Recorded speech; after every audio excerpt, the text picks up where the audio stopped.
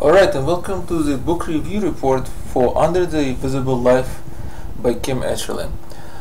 Under the Visible Life is a story of two women with additional stories of their parents and their children integrated into the narrative.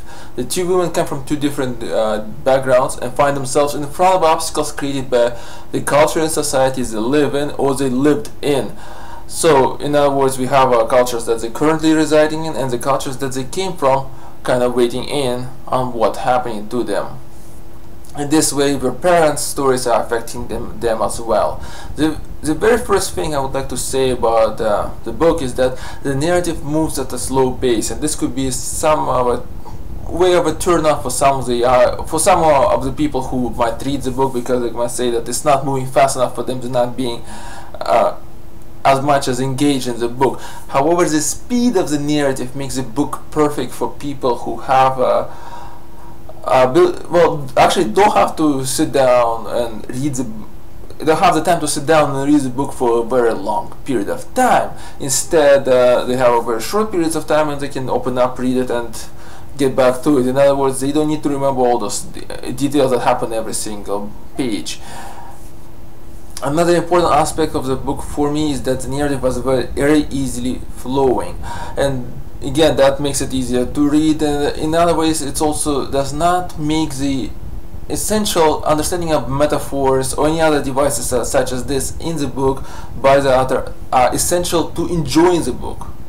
Rather, it enhances the entertaining value of the book, and so the person could be engaged in the story without actually understanding every single metaphor that the writer is throwing at them, or even noticing those metaphors and maybe the first read through.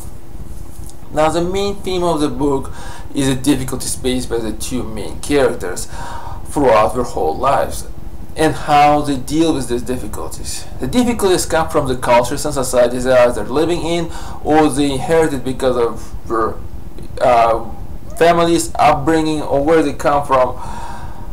The way the characters deal with difficulties is very, very different. One character, she fights those difficulties her whole life, and that comes actually partially from her upbringing and from where she came from, and she constantly basically battles out those difficulties. The other main character does not at the same time fight the difficulties head on, but rather tries to take the difficulty and go around it, to find a ways around it rather than try to crush through it.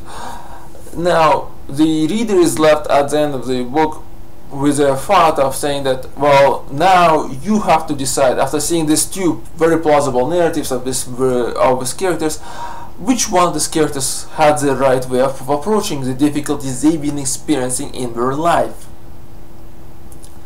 And that's a very open-ended question. I'm not gonna wait in my view on that, as I believe that each person who reads the book will find it in their understanding, one person more right and one person more wrong, depending on their experiences in life. The other themes are, of course, discrimination against women and minorities. These are the two themes that frame the whole situation. The book also shows you how not that long ago these things were happening and how some of these things are still happening. Then, of course, one of the another main themes that I think is very important, that's where it comes to the title of the book itself, is that the reader comes away with considering the fact that from the outside the main characters appear very different than what they actually are on the inside. What happens in their inner lives is very different from the lives they are projecting to the outside overall. And this, of course, leaves a person thinking, is this just the author's invention, and that's only only the characters in the book only do that, or is it that something that you are facing with every single person that you talk to in your life or interact with in your life? Maybe what you see in the front is not really the background of what's happening there, what happened inside that person, or in the lives of your life is internal life is very different from what your external life shows. And of course, that also says that you might not be able to understand all the circumstances, all the factors that brought the person to that situations they are in right now, and in situations those people are in, they might not have a very perfect solution to that situation, even though it might look like it to you from outside. From their situation, it might not be so simple, and there might not be a good solution at all.